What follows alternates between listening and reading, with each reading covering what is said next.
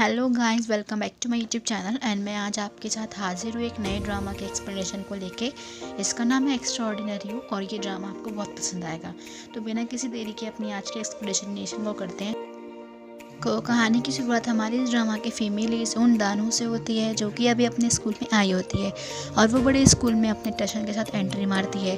उसका टशन देख के वो इतनी प्रिटी होती है कि सारे लड़के उसे घूर रहे होते हैं। लड़कों के साथ साथ उसकी लड़कियां भी उसे घूर रही होती हैं।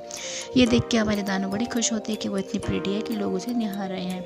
हमारे दानों आगे जाती है कि उसकी मुलाकात होती है हमारे इस ड्रामा का सेकंड मेल लीड ग्योंग से, जो असल में दानों का मंगेतर है। अब आप लोग ये सोच रहे होंगे कि मंगेतर है तो सेकंड मेल लीड क्यों होगा, पर वो इसलिए होगा क्योंकि आगे कुछ प्लॉट ही अलग है।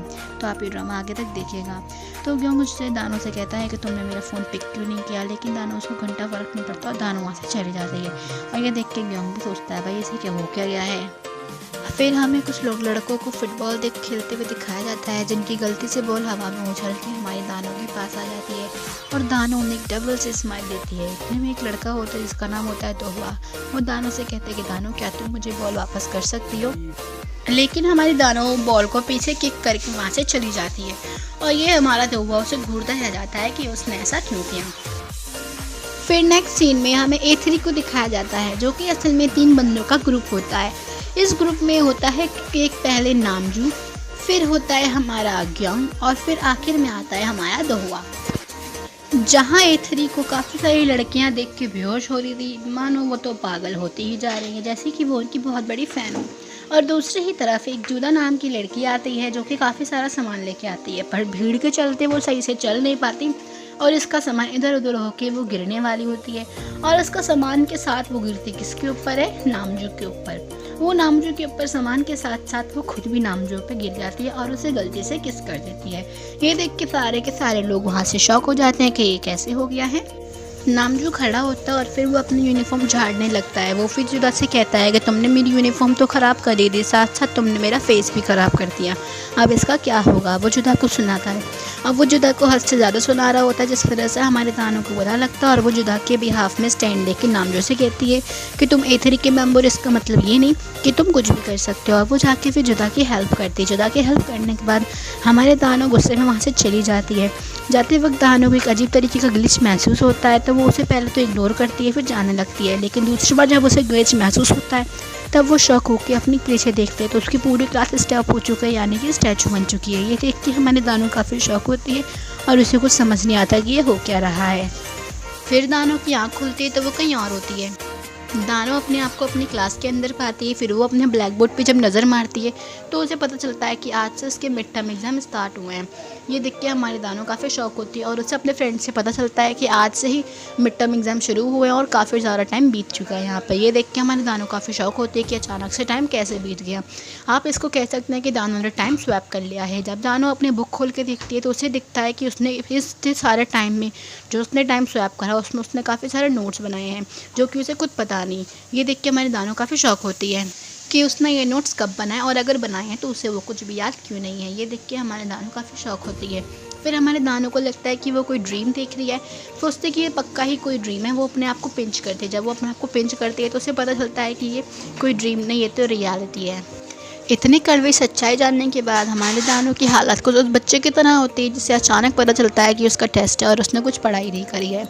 हमारे दानों काफ़ी शौक होती है। फिर एक बार फिर से हमारे दानों टाइम स्वैप करती है और वो अपने आप को उसी क्लास में पाते हैं जहाँ पर उसके सर कहते हैं कि टेस्ट खत्म हो चुका है। ये देख के दानों कहती है उसने तो अभी इस टेस्ट स्टार्ट नहीं किया है, लेकिन जब वो अपनी आंसर शीट देखती है तो उसे पता चलता है कि उसने ऑलरेडी टेस्ट खत्म करके आंसर भी मार्क कर दिए। ये देख के हमारे दानों काफ़ी शौक होती है। वो फिर अपना क्वेश्चन पेपर देखती है तो उसको देखते हैं कि उसने क्वेश्चन पेपर में भी टिक मार्क लगा रखे हैं, यानी कि उसने सच में एग्ज़ाम अटैम्प्ट किया है। उसके दोस्त जो है बाहर पार्टी करने की बातें करते हैं कि आज से एग्ज़ाम ख़त्म होगा। ये देख के दानों का को कुछ समझ नहीं आता कि आज से ही तो वो स्टार्ट हुआ है। तो वो अपनी फ्रेंड से पूछती है कि आज से ही तो मिड टर्म एग्ज़ाम स्टार्ट हुआ है, लेकिन उसके फ्रेंड कहते हैं शायद तुम्हारी तबीयत ख़राब है, मिड टर्म एग्ज़ाम तो आज एंड हो गए हैं।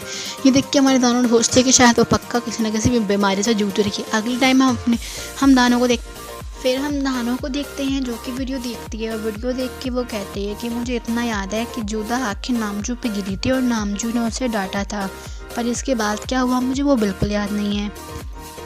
फिर हम दानो को उसके डॉक्टर के पास देखते हैं, जहाँ दानो अपने डॉक्टर को बताती है कि जैसे ही वो एक अजीब तरीके का साउंड सुनती है वो टाइम स्वैप कर जाती है और उसे कुछ याद नहीं रहता।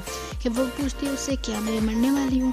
तो डॉक्टर और दानो की बातों से हमें पता चलता है कि दानो को एक बहुत तगड़ी हार्ट डिजीज़ होती है जिससे वो कभी भी मर सकती है, उसके पास बहुत कम वक्त है।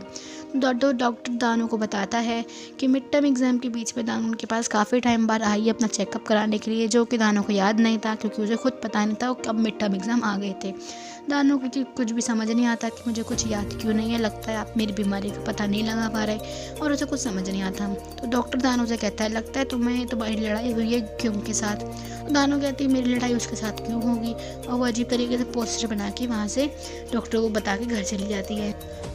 फिर हम दानो को उसके घर में देखते हैं, जहाँ वो इंटरनेट पे अपनी इस बीमारी के बारे में सर्च करते हैं कि उसे कौन सी बीमारी हुई है, पर नेट पे भी उसे कुछ रिजल्ट नहीं मिलता, जिस वजह से हमारे दानो परेशान हो जाती है और अपना बिल्कुल परेशान हो जाती है।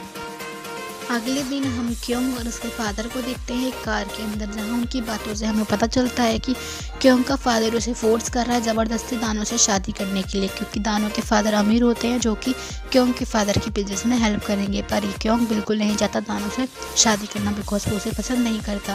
लेकिन तब उसके डैड उससे बहुत बदतमीजी करते हैं और जिसकी वजह से दोनों बाप बेटों में बहसबाजी हो जाती है, जिसके चलते क्योंग के फादर क्योंग को गाड़ी से दफ़ा कर देते हैं और फिर जो हमारा क्योंग है वो गाड़ी से दफ़ा हो भी जाता है। फिर हम देखते हैं कि दानो क्योंग के पास आती है और उससे हाय हेलो करती है, पर क्योंग का मूड ख़राब होता है, जिस वजह से वो दानो को ही उल्टा सुना के वहाँ से चला जाता है। ये देख के दानो को गुस्सा आता है और वो क्योंग के ऊपर गुस्सा करती है और अजीब तरीके से फाइटिंग पोस्चर बनाती है। फाइटिंग पोस्चर बनाने के बाद उसे ध्यान आता है कि वो पब्लिक में खड़ी है और पब्लिक उसे घूर रही होती है, जिस वजह से दानो अपना फेस ठीक करके अपने स्कूल चली जाती है। फिर हम दानो को उसके क्लास में देखते हैं, जहाँ वो अपनी फ्रेंड को सारी बातें बताती है कि क्योंग ने उसके ऊपर गुस्सा किया, जिस वजह से उसका मूड भी ख़राब है। तो उसकी फ्रेंड उससे कहती है कि क्या तुम्हारा क्योंग के साथ सब कुछ सही नहीं चल रहा, जिस वजह से तुम क्योंग पे गुस्सा कर रही हो? तो दानो सोचती है कि मैं क्योंग को पसंद नहीं करती, तुम ऐसा क्यों कह रही हो? तो दानो की फ्रेंड उसे बताती है कि तुम क्योंग को बहुत ज़्यादा पसंद करते हो, ये बात पूरे स्कूल में वायरल हो चुकी है और तुमने ये खुद ही तो तुमने करी थी ये बात, पर हमारे दानो को कुछ समझ नहीं आता। फिर दानो एक बार फिर से टाइम स्वैप करके एक और क्लास में पहुंच जाती है। इस वक्त वो पीटी क्लास में मौजूद होती है। वो अपने आप को पीटी ड्रेस में देख के काफ़ी हैरान होती है और उसकी अपनी फ्रेंड से पूछती है कि हम लोग तो अभी बातें कर रहे थे। तो उसकी फ्रेंड को कुछ समझ नहीं आता। वो अपनी फ्रेंड को समझाने की कोशिश करती है कि हम लोग अभी नीचे बैठ के बातें कर रहे थे, पर उसकी फ्रेंड उससे वही सवाल बोलती है कि क्या तुम्हारी क्योंग से लड़ाई हुई है जिस वजह से तुम नाराज़ हो? ये सुन के दानो को गुस्सा आता है। फिर दानो एक बार फिर से टाइम स्वैप करती है और वो अपने आप को क्लास में पाती है, जहाँ वो शॉक हो जाती है कि अभी तो वो पीटी क्लास में थी और अचानक से ये हो गया। वो देखती है अपने आप को कि वो क्योंग की फ़ोटो के स्टिकर बना रही है क्योंग को पटाने के लिए, पर उसे कुछ समझ नहीं आता वो ये बना क्यों रही है। अपनी फ्रेंड से पूछते ही पर उसे पता चलता है कि ये दानो का ही आइडिया था फ़ोटो का स्टिकर बनाना, और उसका आइडिया इतना अच्छा है कि उसकी फ्रेंड नामजू के लिए बना रही है यही हाउस। दानो के फ्रेंड दानो को बोलती है कि क्या तुम्हारी क्योंग से लड़ाई हुई है जिस वजह से तुम्हारा मूड ख़राब है? लेकिन पूरा स्कूल जानता है कि तुम क्योंग को कितना पसंद करती हो, तुम्हारी लड़ाई उससे हो ही नहीं सकती। दानो याद करती है कि उसकी फ्रेंड ने पिछले टाइम से अपनी भी से यही कहा था। फिर सीन यही कट जाता है और फिर हमें दिखा जाता है कि दानो अपने स्कूल के कैफेटेरिया में बैठ के लंच कर रही होती है, ये सोच के चलो उसे कुछ तो खाने को मिला, पर वो जो है टाइम स्वैप करके दूसरे लंच पीरियड में पहुंच जाती है, जहाँ उसे कुछ समझ नहीं आता कि वो फिर से पीरियड में कैसे पहुंच गई, और एक बार फिर से उसका टाइम स्वैप होता है और वो फिर से उसी जगह पे दूसरे टाइम का खाना खा रही होती है।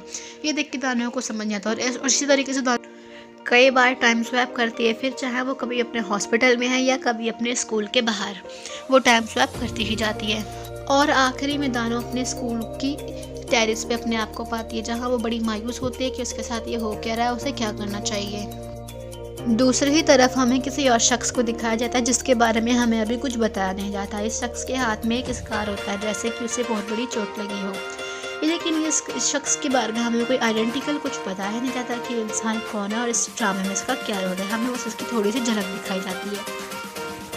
और दूसरे सीन में हमें दिखाया जाता है कि दानो अपने स्कूल की लाइब्रेरी में काफ़ी सारी किताबें खोल के अपनी बीमारी के बारे में पढ़ रही है, क्योंकि उसे लगता है कि डॉक्टर उसकी बीमारी के बारे में पता नहीं लगा पा रहे हैं। पढ़ने के बाद जब वो बहुत ज़्यादा थक जाती है तब उसकी नज़र एक किताब पे पड़ती है जो कि अपने आप चमक रही है और बाहर आ रही होती है। उसे देख के दानो हमारी काफ़ी हैरान होती है। तो दानो फिर उठ के उस बुक के पास जाती है और जैसे ही वो उस बुक को पकड़ के उसे खोलती है, उसे अचानक से एक फ्लैश आता है। ये एक्चुअली में फ्यूचर का फ्लैश होता है, जहाँ पे उसे ग्योंग दिखाया जाता है, जहाँ ग्योंग दानो से कहता है कि क्या तुमने मेरा पीछा किया था, तुम्हें मेरा पीछा कर देना छोड़ देना चाहिए। और फिर हमें एक और सीन दिखाया जाता है जहाँ पे जो जुदा होती है उसे कुछ लड़कियाँ मिल के उसे गिरा देती हैं। ये सीन कट होते ही हमारे दानो सोचती है उसके साथ ये क्या हो रहा है। वो डर के मारे वहाँ से जाने लगती है। इतने में वो एक बंदे से टकराती है और वो बंदा होता है ग्योंग। वो ग्योंग उससे कहता है दानो से कि क्या तुमने मेरा पीछा किया था। ये देख के हमारे दानो शौक होती है और वहाँ से जाने लगती है। लेकिन ग्योंग दानो का हाथ पकड़ के और उससे कहता है कि तुम्हें मेरा पीछा करना छोड़ देना चाहिए। ये देख के दानो पक्का शौक हो जाती है कि ये मेरा फ्यूचर का जो है बिल्कुल सच नहीं हो सकता। और इसी के साथ हमारे इस पार्ट का एंड हो जाता है। Thank you so much guys. And guys, अगर आपको मेरी वीडियो अच्छी लगती है तो प्लीज़ लाइक एंड सब्सक्राइब कर देना। अगर आप चाहते हैं कि मैं कोई और ड्रामा एक्सप्लेन करूं तो आप उसे कमेंट में कर सके बता सकते हैं मुझे। Thank you so much guys.